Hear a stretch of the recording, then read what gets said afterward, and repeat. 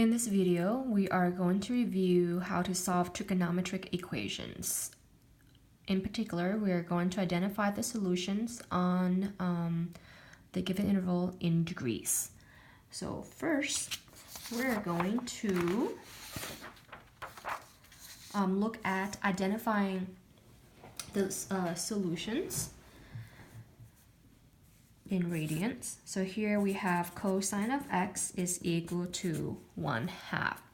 First thing we need to do is we need to identify which quadrants will give us positive cosine. And cosine is positive, okay, in the right two quadrants. Next, we know cosine is the adjacent side, so we're going to label the adjacent side 1/2. We need the opposite side to identify the reference angle. So if we know that the adjacent side is 1/2, then the opposite side must be the square root of 3/2, since these two always travel in pairs. And we know that the angle that goes across from the square root of 3/2 is 60 degrees. So since our angle is in the first quadrant, our solution is also our reference angle. For the fourth quadrant, if we were to continue our rotation, we're going to get to 360 degrees, but we're not quite there yet. We're 60 degrees away from reaching 360. So we're going to take 360 minus 60. So that's going to give us 300 degrees. So those are the two solutions that will satisfy cosine of x is equal to 1/2. All right, let's look at our second example. And for this example, we're going to do sine of x is equal to -1/2. Just like the previous example, we need to identify which quadrants will give us -1/2. And it's the bottom two quadrants that will give us negative sine. Okay, sine is opposite, and that's why we're gonna label the opposite side -1/2. We already have the opposite side, so that means we can identify the reference angle. And the angle that goes with 1/2 is 30 degrees. So we're gonna use our reference angle to identify our solutions. So remember, over here is 180 degrees, and since our angle is in the third quadrant, we're going to take 180 degrees plus 30 to give us 210 degrees. So our solution, therefore, is 210 degrees.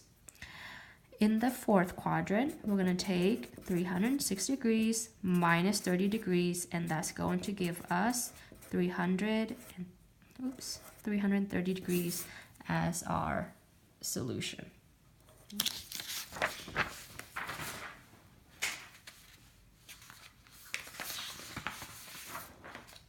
Okay. All right. Third example, we're going to solve for tangent of x is equal to the square root of 3. So remember the acronyms. All students take calc. Okay, or your favorite acronym. We know that tangent is positive in the first quadrant and is also positive in the third quadrant. We also recall that the angle that will give us square root of 3 when we take its tangent is 60 degrees. So that's going to give us the reference angle of 60 degrees. Okay, and really we don't need to label the sides, but if you want to kind of double check your work, the opposite side is going to be the square root of 3/2, and the adjacent side is going to be 1/2. And if you're going to take the opposite over the adjacent, you simplify your fraction, you're going to end up with the square root of 3. Okay, so our angle is in the first quadrant. That means the solution is also our reference angle. For the third quadrant, okay, we're going to take 180 degrees plus 60 degrees, and that's going to give us 240 degrees.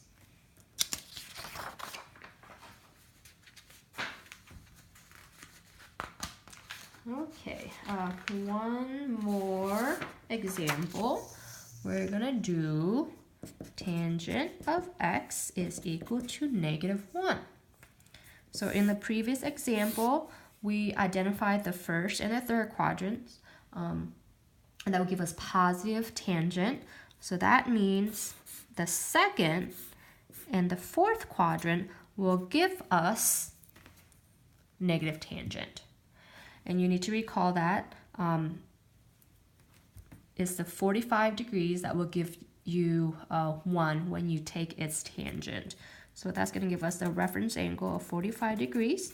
And you can do the same thing as you did in the previous example to check your work. Because across from this 45 degrees, you're going to have the side square root of 2 over 2. And then the adjacent side is going to be negative square root of 2 over 2. Opposite, negative square root of 2 over 2. Adjacent, square root of 2 over 2. And if you take opposite over adjacent, you're going to get -1. Okay? All right, so let's find our solutions. So this is 180 degrees. Our angle is in the second quadrant, so we're going to take 180 degree minus 45, and that's going to give us 135 degrees.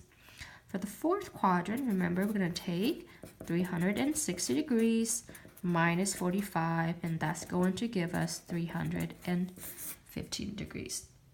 Okay. If you feel that you're ready to try some on your own, I'm going to show you the next slide, and then I'm going to have you pause the video, do them, and whenever you're ready, you can play the video again, and I will have your solutions ready. So go ahead and pause the video right now, and then whenever you're ready, you're going to hit play.